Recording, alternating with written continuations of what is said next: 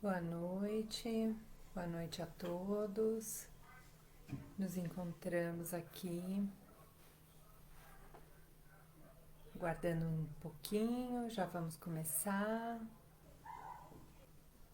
Boa noite para quem estiver chegando. Estamos aqui mais uma vez na página da Casa Espírita Luz de Jesus para conversar um pouquinho na noite de hoje. Convite do nosso querido amigo Marcos. Nós temos já uma mensagem aqui separada para leitura.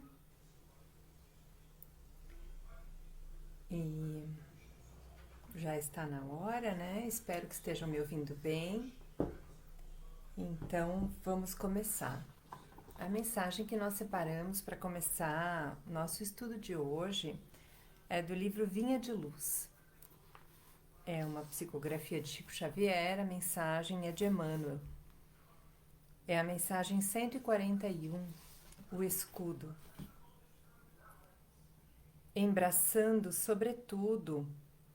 Perdão, tô lendo errada, é a outra. É a mensagem 140. Eu marquei aqui o finalzinho. Vamos de novo. É a mensagem 140, o capacete.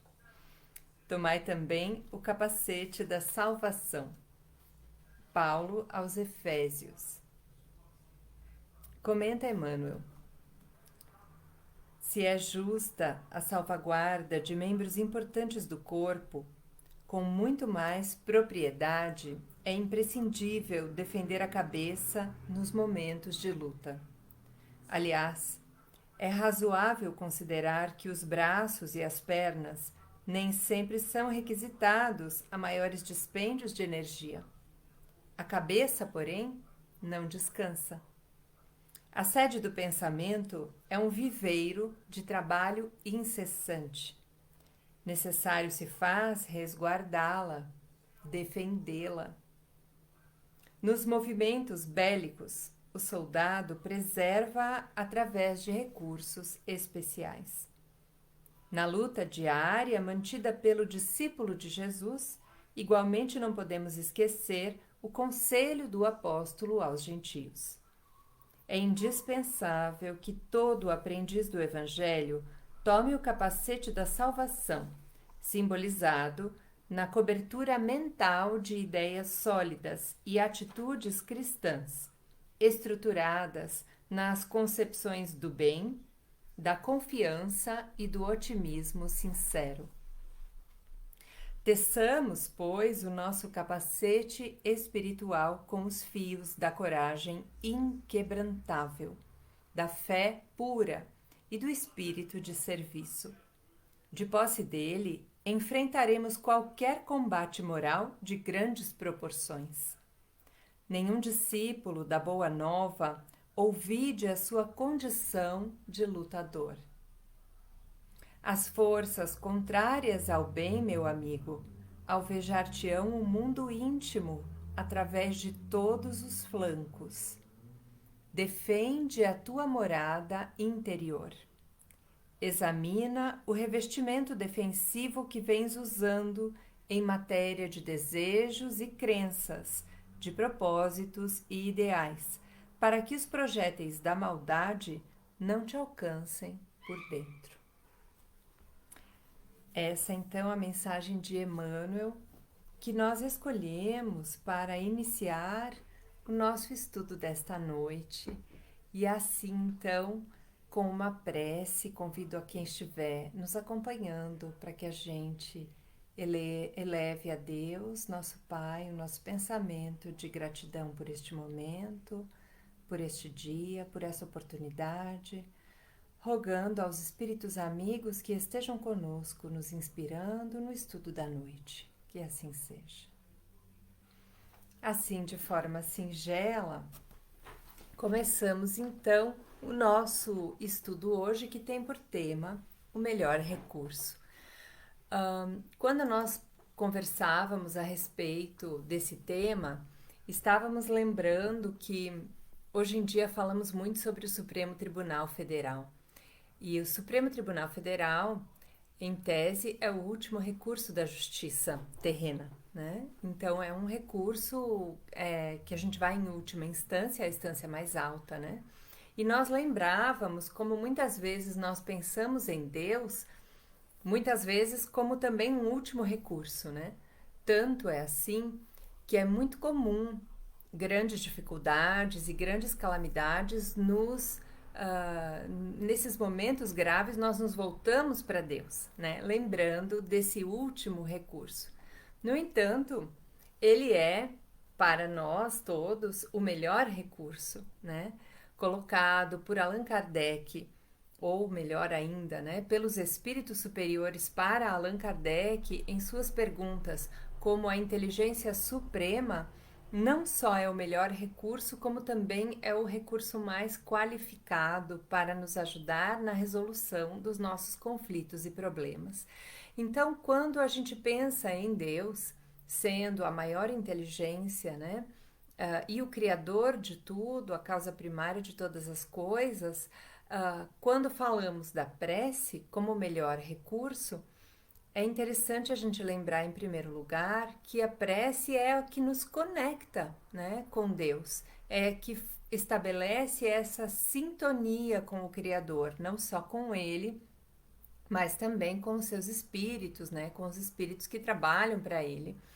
E quando Emmanuel fala dessa mensagem do capacete da salvação, ele está falando, ele usa uma expressão que nos chama a atenção, né? Ele fala de uma cobertura mental de ideias sólidas e atitudes cristãs. Quais são essas ideias sólidas e atitudes cristãs que funcionam como um capacete? Então veja que ele nos sugere duas coisas, duas frentes, né? As ideias e as atitudes, certo? Ideias sólidas, interessante ele usar essa palavra para falar de ideias, porque a gente pensa em ideias como coisas fugidias, né? O que são ideias sólidas? São valores, né? São coisas que fazem parte do caráter, as marcas profundas, né? Como é que devem se estruturar essas ideias sólidas e atitudes cristãs? Em concepções do bem, confiança e otimismo sincero. Então, a nossa postura para realizar a prece, conversar com Deus, ela passa por essas três sugestões de Emmanuel, né? Concepções do bem, confiança e otimismo sincero. É interessante que são atitudes calcadas em novas ideias que não são difíceis da gente conquistar, nem difíceis de colocar em prática. E ele sugere tecer esse capacete, né? Tecer essas ideias, diz ele aqui, teçamos o nosso capacete espiritual com os fios da coragem, da fé e do espírito de serviço. Então a prece, ela é filha da fé, né? E como a fé está colocada como a mãe da esperança e da caridade, como uma das mais importantes virtudes na conquista do progresso espiritual, da elevação, a oração, a prece é uma característica que está intimamente ligada ao desenvolvimento da fé. Então ela é ela deriva dessa fé, e quanto mais firme for a fé, quanto mais desenvolvida, melhor será a prece. Então, como fazer isso? Como fazer essa prece, né?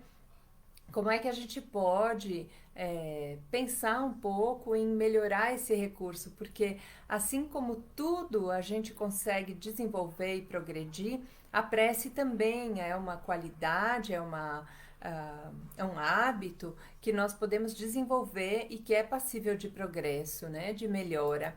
No Evangelho segundo o Espiritismo, no capítulo 27, Pedi e Obtereis, Allan Kardec vai analisar junto com os espíritos, né? Assim como ele também vai fazer essa análise em outras obras da codificação, mas hoje a gente vai se concentrar mais nesse capítulo, e logo no início ele já fala das qualidades da prece. Então, quando fala das qualidades da prece, o que é que os espíritos e Kardec selecionam como mais importante, né? Então ele nos dá ali, tirando algumas frases do Novo Testamento, ele já nos diz o que é que nós precisamos fazer para fazer uma prece que seja eficiente, né? Que tenha qualidade. Então, o que a gente precisa fazer? A primeira coisa que ele sugere é: quando quiserdes orar, entrai para o vosso quarto e fechada a porta, orai a vosso Pai em secreto. Então, a primeira coisa é entrar para o quarto. O que é entrar para o quarto? É um símbolo, é uma metáfora do recolhimento, né? Então, quando Jesus fala entrai para o vosso quarto, ele está sugerindo esse quarto aonde eu me recolho, né? Que é o meu interior, é o meu íntimo, é realmente eu conseguir estar comigo. A pessoa que está acostumada a viver sempre voltada para fora e que jamais para olhar para dentro, vai encontrar aqui já um primeiro convite, né? E um motivo de estranhamento. Como assim entrar para dentro de mim mesmo, né? Como assim olhar para mim? Então, isso é uma atitude que requer um certo conhecimento e treino, né? O que seria esse quarto, esse templo interno que muitos teóricos e religiosos falam, né? O coração, que é a sede do sentimento, não é o órgão, né? Mas a sede do sentimento, o coração é o templo interno do homem, aonde ele pode se recolher e encontrar com Deus. Então, esse quarto é esse templo interno.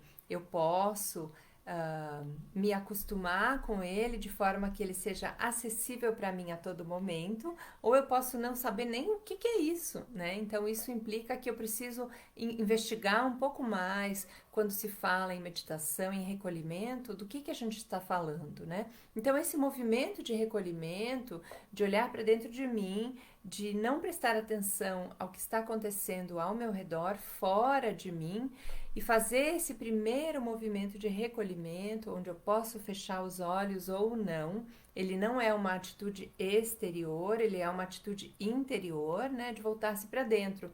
E aí o que mais que ele fala? Esse orar em secreto, né, quer dizer, só eu comigo e com Deus. Diz que Deus que vê tudo o que acontece em secreto nos dará recompensa, né? Então, a primeira coisa para a gente orar, a primeira recomendação de Jesus é esse recolhimento, entrar para o quarto, né? E fechar a porta. Olha só, né? Não é entrar e ficar olhando quem está passando lá fora, não. Vamos entrar e fecha a porta, porque agora é um momento só nosso, né? No momento da prece. Isso depois fica muito fácil e automático de fazer. A segunda coisa que ele diz é: não cuideis de pedir muito, né? Porque não é o momento de petitório, é um momento de recolhimento para realmente conversar, para sintonizar com o Criador. Então não precisa pedir muito, essa é uma recomendação de Jesus.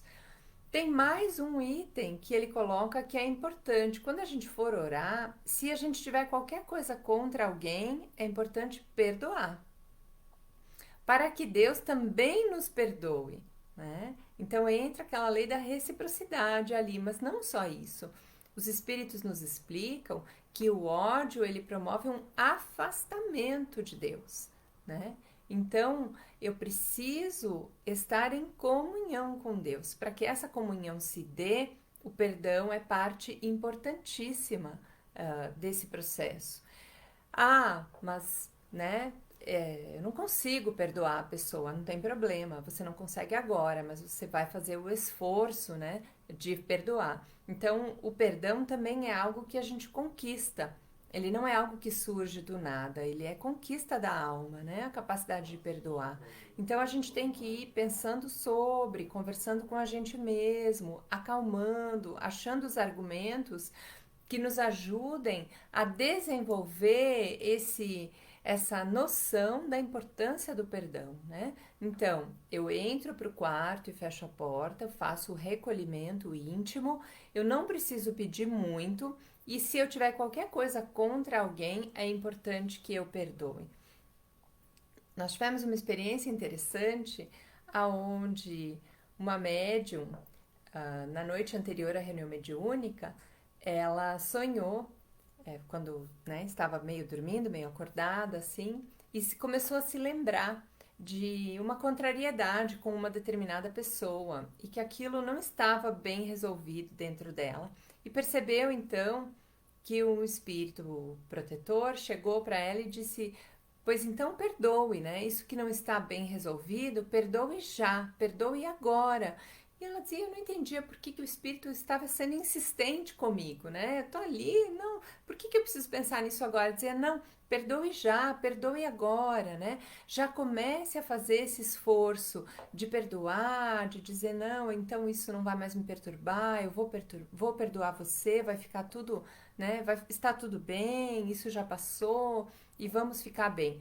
E aí ela disse que depois isso passou, né? E no outro dia, quando ela acordou, ela ainda lembrava, assim, de forma muito presente desse episódio. Naquela noite, na reunião mediúnica, qual foi a surpresa da médium, né? Ao perceber que um dos espíritos atendidos era justamente um caso de vingança, né? De ódio muito grande. E aí, então, para ajudar aquele espírito que se comunicava, ela percebeu que essa noção do perdão, esse exercício do perdão que ela também ainda não tinha conquistado, mas a disposição em começar a fazer, fazia com que ela tivesse mais condições de ajudar ao necessitado que chegava. Então, os espíritos falam muito isso, que nós estamos no mesmo barco, né? Embora entre encarnados e desencarnados, trazemos ainda muitas semelhanças. Não é porque eu chego no mundo espiritual amanhã que me santifiquei. Eu continuo com os mesmos problemas. Então, o esforço de perdoar, muitas vezes, daquele espírito desencarnado que ainda não fez esse trabalho, quanto é meu, o encarnado, que também tenho as minhas mágoas e preciso trabalhar em perdoar. Então, o perdão, ele é parte importante dessa sintonia, né? E em último, a última coisa que Jesus nos recomenda é a humildade, né? Então, para orar, recolhimento, não precisa pedir muito, o perdão das ofensas e a humildade. E quando ele fala da humildade, para exemplificar a humildade, ele conta uma história, né? Do fariseu e do publicano que vão orar. E o fariseu ora para que todos vejam, né? E olha para as pessoas ao redor e pensa: coitados desses, né? Eu que sou o bom. E o publicano, ajoelhado, não tem nem coragem de olhar para o templo, né? De olhar para Deus. Ele não tem nem coragem de erguer o rosto. E ele só bate no peito e diz: Tem piedade de mim, Senhor, que sou um pecador. E Jesus conta essa história e diz: Esse saiu do templo justificado e o outro não. Então, muitas vezes a gente vai fazer a prece, mas não sente os efeitos da prece e acha que ela não funciona. Então, nós temos que observar se nós estamos seguindo esses preceitos. Orar com humildade é entender que Deus está acima de nós e que nós não estamos acima de ninguém. Entender que nós temos defeitos, que nós temos tempo, né, que as reencarnações nos trazem oportunidade de melhorar, mas que isso nos torna necessitados da misericórdia divina. Então, nós somos muito carentes do amparo do alto e nos aproximamos então da prece, devemos nos aproximar com humildade. Essa humildade nos torna capazes de receber do alto, ao passo que o orgulho vai nos manter fechados, né, para as bênçãos que chovem sobre nós. É como a gente sair, a humildade é como a gente sair com uma tigela para receber a chuva, né? Uma tigela assim, bem aberta. Quanto mais humilde, mais aberta, né? É uma frase muito linda que diz que o oceano só existe porque o fundo do mar tem humildade, né? Então ele se coloca abaixo de tudo, de todos, então ele recebe todas as águas, né? Pela sua humildade. Se ele estivesse acima, ele não conseguiria de forma nenhuma, né? Receber a água que vem de todos os outros lugares, né? Então a gente vai fazer a prece e daí será que ela funciona? Será que eu posso então pedir alguma coisa e eu vou ser atendida? E os espíritos, então, colocam para nós, começam colocando uma frase de Jesus, onde ele diz: Seja o que for que peçais na prece, crede que o obtereis, e concedido vos será o que pedirdes. Eba! Então, beleza, né? Ótimo. qualquer coisa posso pedir, mas, né?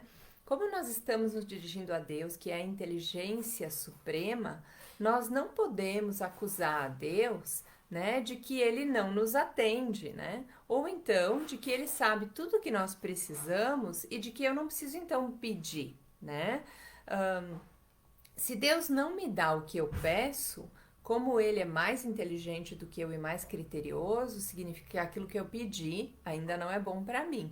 Está talvez contrário aos meus próprios interesses. Os espíritos, inclusive, nos falam que, enquanto encarnados, a matéria prejudica muito a nossa percepção das coisas. Então, às vezes, a gente está aqui encarnado e a gente pede facilidades, né? Ai, Senhor, termine essa prova logo para mim.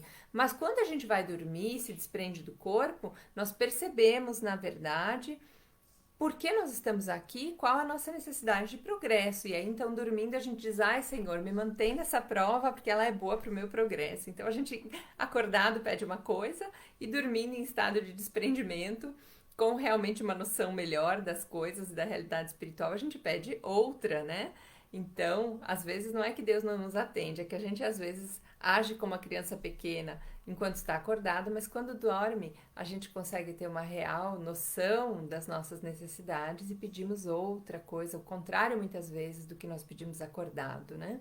Então, é interessante a gente fazer uma análise quando nós só podemos ver o presente, lembrar que Deus vê o futuro. Se o sofrimento é de utilidade para o nosso futuro, ele vai permitir que o sofrimento aconteça, assim como o médico permite muitas vezes que um doente passe por um tratamento difícil, sabendo que aquilo vai lhe trazer a cura. E os espíritos todos afirmam que aquilo que Deus nos dará sempre, mas para que Deus nos dê sempre, a gente tem que pedir com confiança, é a coragem, a paciência e a resignação. E também os meios de sair por nós mesmos das dificuldades, através de ideias, faz assim, faz assado, né? Vai por aqui, vai por ali. Então, os espíritos jamais podem substituir as nossas atitudes e eles também não existem para fazer o trabalho por nós. Mas eles podem nos auxiliar a ter as ideias e como usar os meios para sair das dificuldades. No entanto, veja, eles são muito claros ao dizer: Deus vai nos dar sempre, mas a gente tem que pedir com confiança. Olha a fé aí, a importância da fé. Coragem, paciência e resignação. Vamos imaginar que nós estamos numa travessia, né? E está tudo escuro e a gente não consegue enxergar nada. E aí, de repente, aparece uma lanterna, né? Aparece uma luz. Ou ainda melhor, aparece uma bússola que eu posso olhar e ela ilumina o caminho, né? E me mostra por onde ir. A prece faz isso, os espíritos falam. Ela nos dá a direção para onde é que nós temos que ir. Então, isso é tão importante, porque no Evangelho, além do pedir e obtereis, nós vamos encontrar um outro capítulo que os espíritos e Kardec analisam, do buscar e achareis, né? E o buscar e achareis é isso, é o ajuda-te a ti mesmo, que o céu te ajudará. Dizem os espíritos, é o princípio da lei do trabalho, Kardec vai comentar, e por conseguinte da lei do progresso, né? Porque o progresso é filho do trabalho, porque põe em ação as forças da inteligência. Então, a nossa ideia de que ociosidade é bom, ela precisa ser ajustada, porque segundo os espíritos, trabalho é bom. O bom trabalho, a ocupação útil, né? E por que ele é bom? Porque ele nos faz progredir. Do ponto de vista moral, essas palavras de Jesus querem dizer o quê? Pedi a luz que vos clareie o caminho e ela vos será dada. Que mais eu posso pedir? Forças para resistir ao mal, e ele vai nos dar. Assistência dos bons espíritos, e eles vão nos acompanhar, né? Vão nos guiar. Conselhos, eles vão nos dar as ideias. Então, mas tem que pedir sinceramente, com fé, confiança, fervor, humildade, né? E não com arrogância. Então, de novo, aqui os espíritos nos alertando, reforçando essa orientação de Jesus, né? Da importância da humildade e da confiança no momento da prece, da oração. Então, Quando nós falamos a respeito da importância da prece, os espíritos também vão explicar para Allan Kardec, e Allan Kardec vai analisar no sentido da ação da prece, né? Quando eu faço a prece, essa transmissão do pensamento, essa invocação através da qual eu, pelo pensamento, entro em comunicação com o ser ao qual estou me dirigindo, seja Deus, seja um familiar, seja um espírito superior. Eu posso usar essa comunicação para fazer um pedido, para fazer um agradecimento ou mesmo para louvar. Por que isso é importante, né? Esse exercício da prece? Porque na Revista Espírita, de janeiro de 66, os espíritos dizem assim, Kardec diz assim: tirar a prece é privar o homem do seu mais poderoso suporte moral na adversidade. Pela prece, eleva sua alma, entra em comunhão com Deus, identifica-se com o mundo espiritual, desmaterializa-se, condição essencial da sua felicidade futura. Qual é uma das características dos espíritos de terceira ordem? A predominância da matéria sobre o espírito e daí uma boa dose da nossa infelicidade. Qual é a característica do espírito de segunda ordem, uma ordem acima? A predominância do espírito sobre a matéria. Então, se nós queremos virar esse jogo, né, vencer a influência da matéria, nós precisamos nos desmaterializar. E isso quer dizer o quê? Tirar a nossa mente das coisas materiais e começar a penetrar pelo pensamento na realidade futura, no mundo espiritual. E a prece nos ajuda a fazer isso. A prece nos ajuda a nos colocar em comunhão com Deus, em comunhão com esse mundo espiritual. Então a gente vai saindo dessa visão da matéria e penetrando pelo pensamento o alcance do mundo espiritual. Sem a prece, ele diz, os seus pensamentos permanecem na terra e se ligam cada vez mais às coisas materiais, daí um atraso no seu adiantamento. Então por isso que a prece é um recurso poderoso no nosso progresso. Um recurso para a gente usar, para a gente conseguir esse intercâmbio. Muitas vezes as pessoas nos procuram quando vem a falecer alguém na família, um familiar querido, né? Um avô, uma mãe, alguém que seja muito próximo, e as pessoas então acabam desaguando no centro espírita, se já não eram espíritas, buscando um auxílio. E eu costumo sempre perguntar, né, depois de um tempo que a gente conversa, porque a maioria de nós, quando parte um ente querido, a primeira coisa que nós queremos é uma comunicação, né? Poder falar de novo com ele, poder vê-lo, vê-la, poder ouvir como é que está, nós queremos notícias. E eu sempre falo, né, que através dos sonhos, e muitas vezes através da própria intuição e do pensamento, o espírito pode se fazer presente na nossa vida e se fazer perceptível nos visitando, e nós podemos estar em comunhão com ele. Então, desde que ele, claro, esteja em condições, e nós também. Então, não deixa de ser a mesma coisa que a gente propõe com a prece, né? É uma forma de eu me conectar com aquele que já foi, que já partiu, e dele também se conectar comigo através dessa transmissão do pensamento. Então, o espírito que partiu pode falar comigo, pode nos mandar as suas ideias, eu também posso falar com ele, enviando a ele os meus bons pensamentos, e esse intercâmbio é uma coisa maravilhosa, porque fortalece em nós a certeza da imortalidade da alma. Nós sabemos que a pessoa não acabou, eu não perdi ninguém, ele está aqui, né? Ele está no mundo espiritual, ele está em uma outra realidade, mas eu consigo muitas vezes percebê-lo se não posso vê-lo, e muitas vezes através do sonho, que é esse desdobramento, eu consigo estar com ele. Então a prece é um importante recurso para a gente também desenvolvendo essa nossa percepção espiritual. E como é que a gente deve fazer isso, né? Qual é a melhor maneira de orar? E os espíritos vão nos falar, nesse mesmo capítulo, que a prece do dia é o cumprimento dos nossos deveres, sem exceção de nenhum, de qualquer natureza, né? Desde a limpeza, da organização, até os deveres mais graves, né? Não é ato de amor a Deus assistirdes os vossos irmãos numa necessidade moral ou física? Então, não só as coisas que eu faço para mim, mas também aquilo que eu faço pelos outros. E assim a gente volta lá no início, com a proposta do Emmanuel, né, para o capacete da salvação, que ele fala o quê? Do pensamento e da ação, né, das ideias e também das atitudes cristãs. Então, a prece não é só o ato do recolhimento e do pensamento, mas ela também se traduz nas nossas atitudes no dia a dia. Para falar um pouquinho sobre isso, eu trouxe uma história para vocês que eu conheci numa página que se chama Humans of New York, né, que eu acompanho, um fotógrafo que começou com um trabalho muito simples de fotografar as pessoas comuns em Nova York, e a diferença do trabalho dele é que ele chamava as pessoas que ele fotografava e fazia perguntas importantes, perguntas mais profundas. Qual é o seu maior medo, né? Qual é o seu maior desejo, seu maior sonho? E as pessoas iam se abrindo com ele. E ele começou a desenvolver, então, um método de falar com as pessoas que acabou criando toda uma rede de divulgação de várias coisas, assim, é uma página fantástica, né?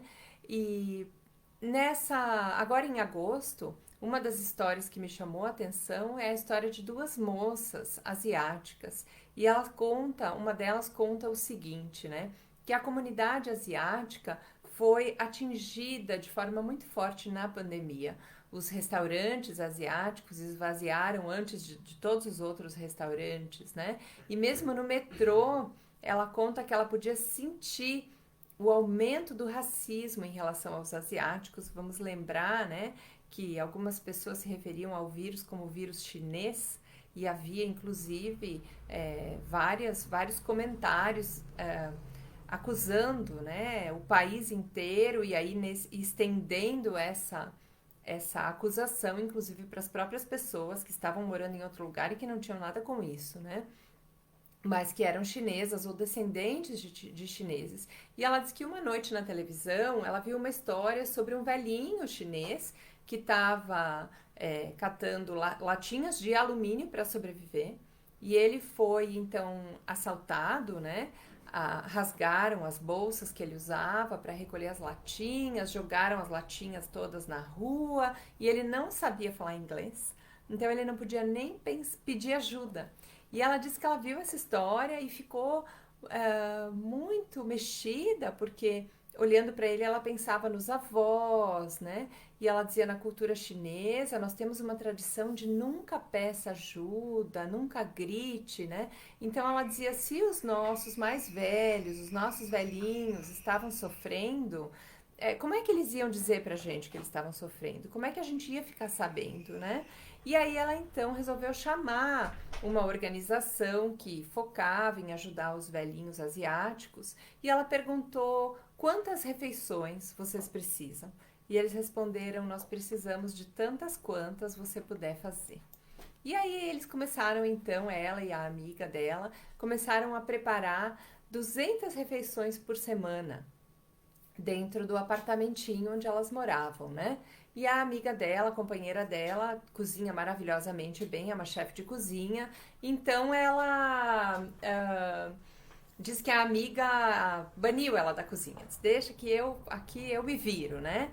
E aí ela queria ajudar, mas ela não sabia cozinhar, mas queria ajudar fazendo alguma coisa. Então ela pegou um canetão e começou a escrever nas marmitas que tinham tampa de plástico.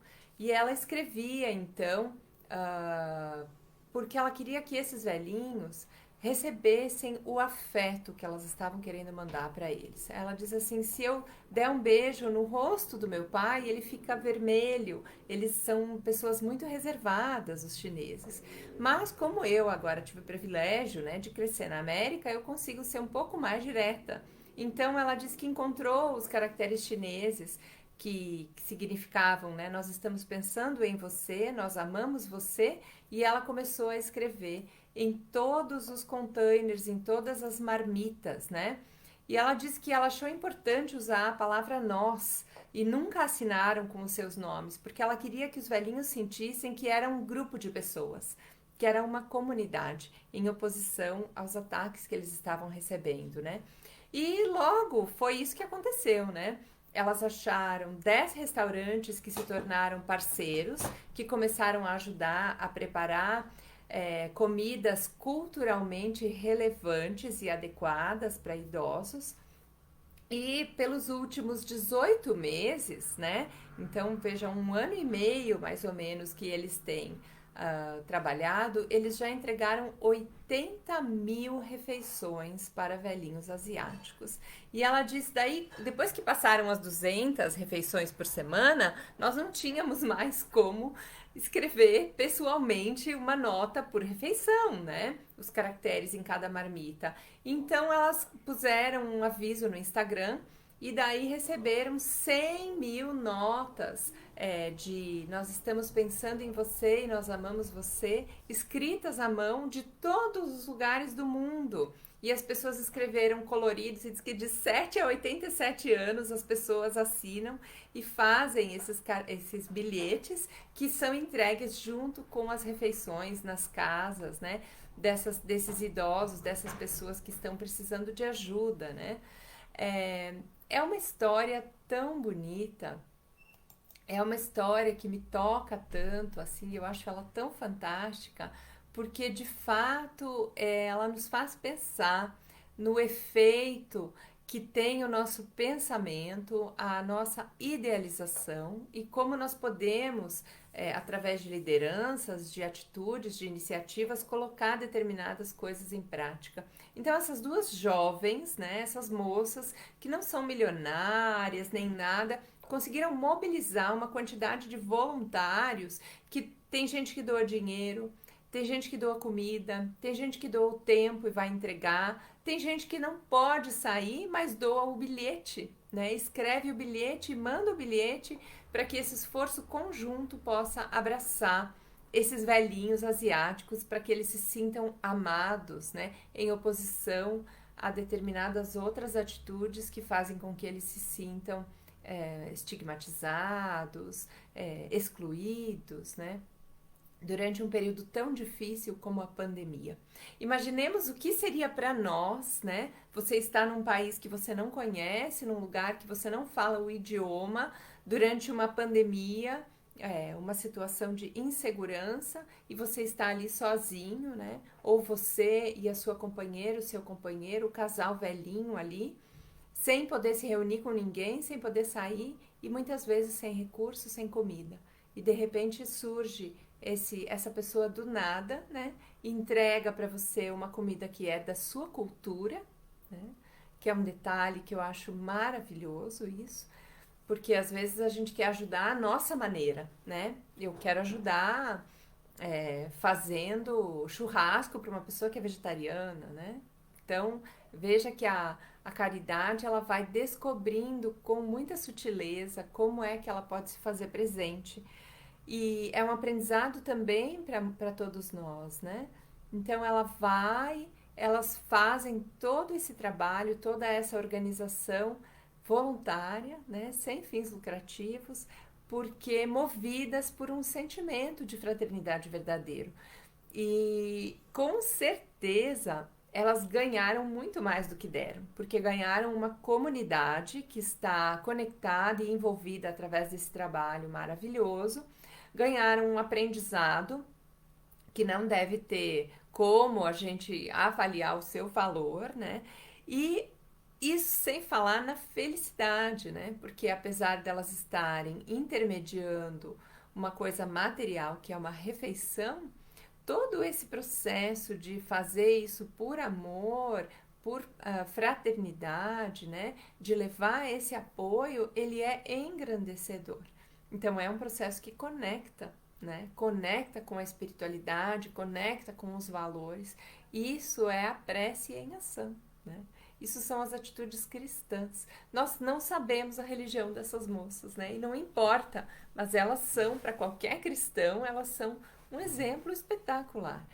Não é que a gente não tenha aqui exemplos ao nosso lado, né? Nós temos. Mas esse exemplo me tocou muito, porque às vezes a gente permite que as situações nos congelem, né? E porque esse exemplo dessas duas moças, ele me fez pensar muito em como, através do pensamento e das ações, nós conseguimos nos conectar. Então, se elas conseguiram se conectar com mais de 100 mil pessoas, né, que mandaram vários recursos para elas, e isso através da internet. Imagina o que a gente não consegue fazer pelo pensamento. Imagina as maravilhas, o apoio que a gente não consegue pelo pensamento. Esses dias eu estava incomodada com uns sentimentos assim bem inferiores que eu ainda carrego, né? E aí, claro, acontecem algumas coisas e eu me incomodei e estava me sentindo muito chateada e muito triste e assim, né? A gente vai em si mesmando, vai ficando assim e tal.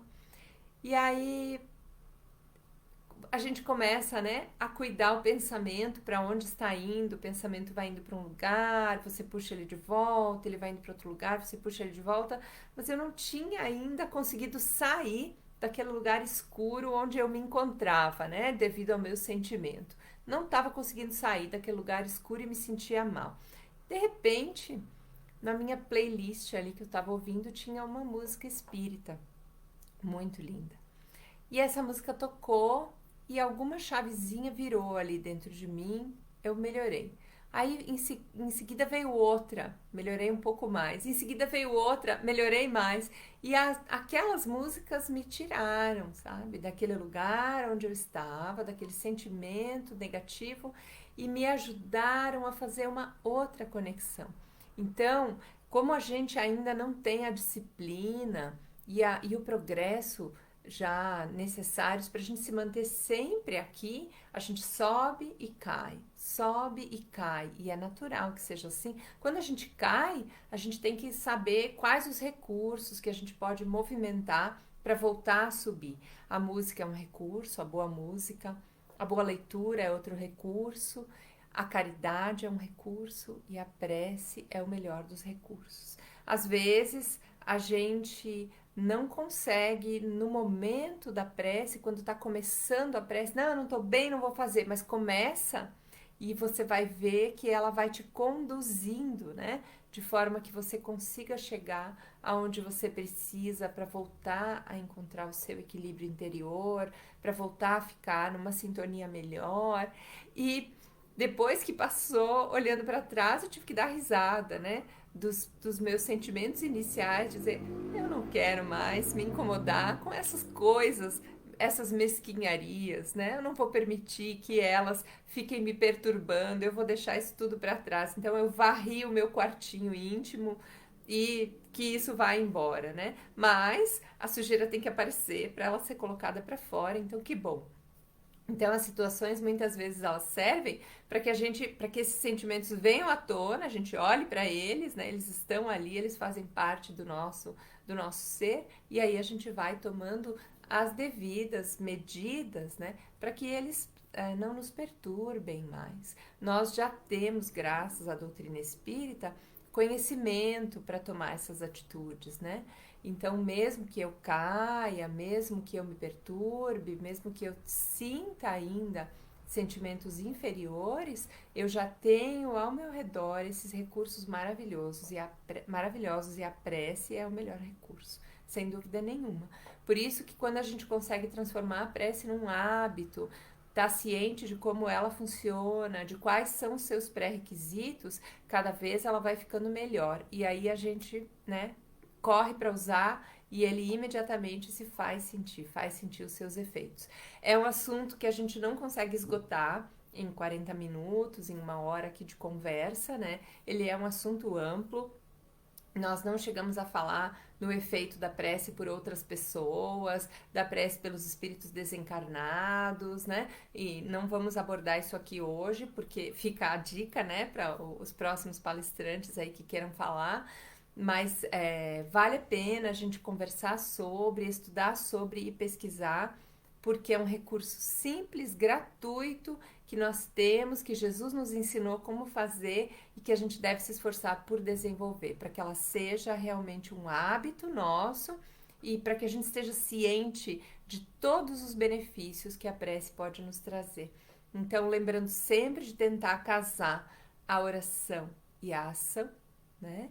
Nós agradecemos muito quem esteve aí conosco nos acompanhando, né, nessa fala dessa noite, nesse estudo. Agradecemos mais uma vez ao Marcos o convite, a todo o pessoal aí do Grupo Espírita, e que Jesus nos abençoe a todos. Então, para encerrar, eu vou ler para vocês uma mensagem fraterna de Alta de Souza, que acho que podemos dizer que é a nossa prece de encerramento. Então, Alta de Souza, em sua mensagem fraterna, através de Chico Xavier, diz assim: Meu irmão, tuas preces mais singelas são ouvidas no espaço ilimitado, mas sei que às vezes choras consternado ao silêncio da força que interpelas.